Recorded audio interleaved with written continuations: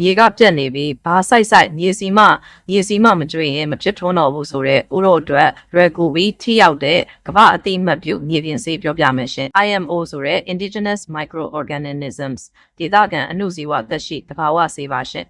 ဒီဆေးကိုကိုရီးယားစိုက်ပျိုးရေးပညာရှင်ဟန်ဂျူချိုနဲ့ကိုရီးယားသဘာဝစိုက်ပျိုးရေးအသင်း KNFA တို့ကစတင်တည်ထွင်ခဲ့ပြီးလက်ရှိနိုင်ငံပေါင်း90ကျော်ကအသုံးပြုနေပါပြီ။ Echo Asia အသင်းကြီးကဒီပညာကိုဖြန့်ဝေပေးခဲ့ပါတယ်။လုံနီးမခတ်ပါဘူးရှင်။မသိလို့သာခတ်နေတာပါ။မရှိတာထက်မသိတာပိုခတ်တယ်ဆိုတဲ့စကားပုံလိုပေါ့နော်။ပထမဆုံးရေကန်းချက်ထားတဲ့ထမင်းကိုဝါယုံအပင်မရှိရင်တတန်းရှိအပင်ကြီးအောက်ရေဆွေးအမုံနဲ့ရောနေမယ်။ပြီးသွားရင်အမင်းမြေဆွေးရောနေထားတာကိုမပြောရွက်ဒါမှမဟုတ်စက်ကူအထူနဲ့ခပ်ပပွားထုတ်ပြီးမြေဆွေးတူးထားတဲ့နေရာမှာမြေမြုပ်ထားပါ9ရက်မြောက်နေ့မှာအရိတ်ထဲမြေမြုပ်ထားတဲ့မြေဆွေးထမင်းနဲ့ထားတဲ့မြေဆွေးထမင်းနဲ့ထားတဲ့ငပြောရွက်ထုတ်လေးထဲမှာမှုံမြေအဖြူလေးတွေပြည့်နေမှာပါ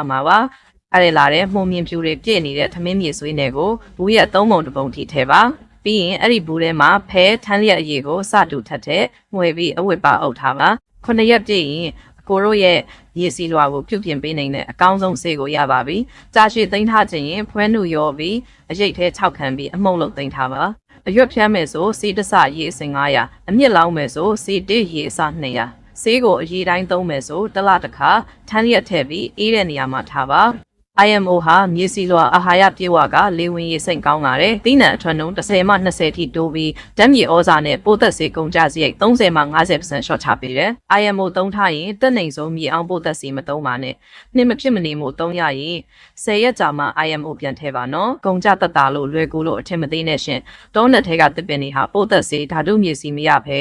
ဓာတုမြေစီပိုးသက်စေဖြန့်ရတဲ့အပင်တွေထက်ပိုတမ်းမှပိုကြည့်ထွားနေတာ။ဒီဇီဝပိုးတွေရဲ့ကျေးဇူးရောပါတယ်။ကျွေလာတဲ့သရွက်အကင်အခက်တွေအသက်ရှိတွေရဲ့အညစ်အကြေးတွေကိုအပင်တွေစားသုံးဖို့မြေဆွေးဖြစ်ပြောင်းပေးတယ်။မြစ်တွေမရောက်နေတဲ့နေရာကရေနဲ့အာဟာရတွေကိုသူတို့ရဲ့မှုမြင့်တွေကတဆင့်အမြစ်စီပို့ပေးတယ်။အပင်ကိုသေစေနေတဲ့ပိုးတွေကိုကာကွယ်ပေးတယ်ရှင်။သစ်ပင်ကထုတ်ပေးတဲ့တရားတက်ကိုသူတို့စားတယ်။